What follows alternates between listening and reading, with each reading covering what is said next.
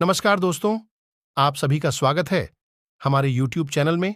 Israel और Hamas के बीच चल रही वर्तमान की लड़ाई किसी से छुपी हुई नहीं है।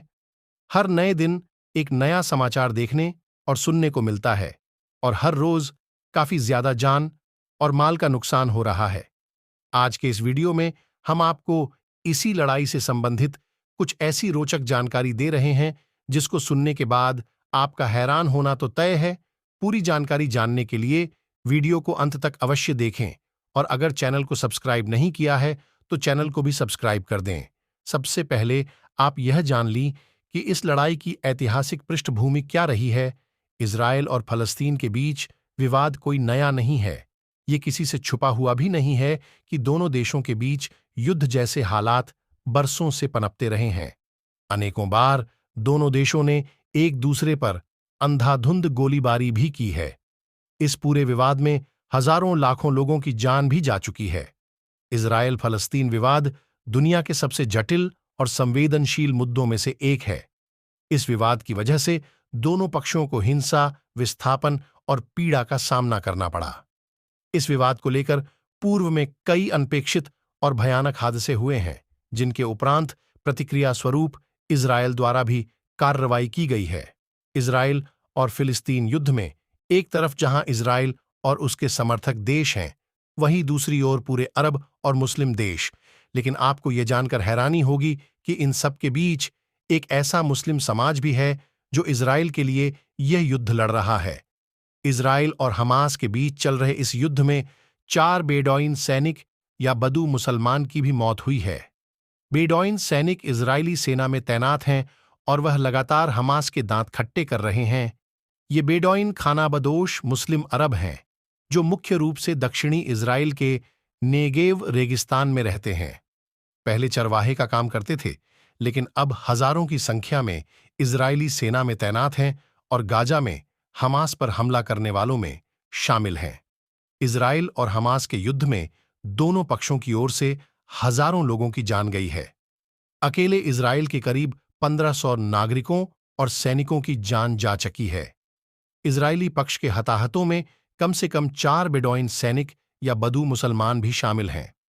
सोशल मीडिया पर एक वीडियो में स्थानीय इजरायलियों को हमास लड़ाकों से बचाने में भूमिका के लिए अशरफ नाम के एक बेडौइन कमांडर के प्रति आभार व्यक्त करते हुए दिखाया गया है। बता दें कि बेडौइन खानाबदोश मुस्लिम अरब लोग हैं, जो मुख्य रूप से दक्षिणी इजराइल के नेगेव रेगिस्तान में रहते हैं। वे पारंपरिक रूप से चरवाहे हैं, जो लगभग 1.5 सदी पहले तक अपने पशुओं के साथ सऊदी अरब और सिनाई के बीच के क्षेत्र में घूमते रहते थे। अब सवाल यह उठता है कि बदू मुसलमान इजराइल रक्षा बलों में कैसे शामिल हुए। ओटोमन शासन के पिछले कई दशकों के दौरान बेडौइन ने खानाबदोश की जिंदगी छोड़कर इन इलाकों में बसना शुरू किया। इजराइल के गठन से पहले बेडौइन के समूहों को फिलिस्तीन में अपने समुदायों के समूहों की रक्षा के लिए तैनात किया था। 1948-39 के अरब इजराइल युद्ध के दौरान कई बेडौइन ने यहूदी मिलिशिया और नवगठित आईडीएफ को बहुमूल्य खुफिया जानकारी प्रदान की और उनमें से कुछ ने यहूदियों के साथ अरब सेनाओं के खिलाफ लड़ाई भी लड़ी। 1950 के दशक में इजराइल ने बड़ी संख्या में बेडौइन को अपने नागरिकों के रूप में मान्यता दी। बाद में नेगेव में उनके लिए बस्तियां बनाने में मदद की। कई बेडौइन मुख्य रूप से स्काउटिंग या ट्रैकिंग इकाइयों में आईडीएफ में सेवा करते रहे। साल 1970 में आईडीएफ की दक्षिणी कमान में एक बेडौइन स्काउटिंग इकाई स्थापित की गई थी और तब से अन्य क्षेत्रों में भी इसी तरह की इकाइयां स्थापित की गई हैं। साल 1986 में एक रेगिस्तान स्काउटिंग इकाई का गठन किया गया और गाजा पट्टी के पास तैनात किया गया। साल 2003 में आईडीएफ ने सीमावर्ती क्षेत्रों में सेवा देने के लिए मुख्य रूप से बेडौइन की कई विशेष खोज और बचाव इकाइयां बनाईं।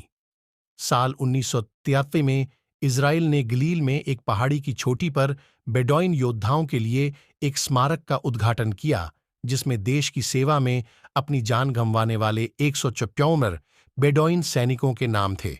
बता दें कि सेना में प्रशिक्षण इजराइल की यहूदी आबादी के लिए अनिवार्य है, लेकिन कई बेडौइन युवा भी स्वेच्छा से काम करते हैं। आईडीएफ के कई बेडौइन सैनिक रक्षा बलों में शामिल होने की परंपरा वाले परिवारों से आते हैं। साल 2021 में रिकॉर्ड संख्या में लगभग 600 बेडॉइन स्वेच्छा से इजरायली सेना में शामिल हुए। 2014 की एक पोस्ट में आईडीएफ ने अपने फेसबुक पेज पर दावा किया कि हर साल लगभग 450 बेडॉइन पुरुष आईडीएफ में सेवा करने के लिए स्वेच्छा से आते हैं। इजराइल में बेडॉइन की आबादी 13,000 है। साल 2020 में इजरायली विदेश मंत्रालय ने इस्माइल खाल्दी को इजराइल का पहला बेडॉइन राजदूत नियुक्त किया।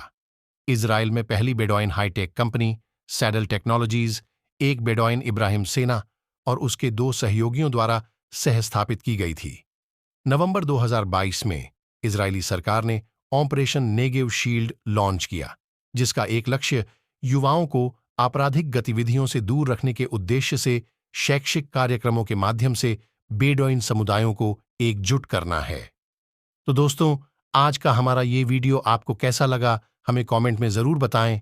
अगर अच्छा लगा हो तो इसे लाइक करें और ऐसे ही और वीडियो देखने के लिए हमारे चैनल को जरूर सब्सक्राइब करें, ताकि भविष्य में जैसे ही नया वीडियो अपलोड हो उसका नोटिफिकेशन आपको सबसे पहले मिले। दोस्तों, फिर मिलेंगे एक नए वीडियो के साथ। तब तक के लिए आप अपना ख्याल रखें।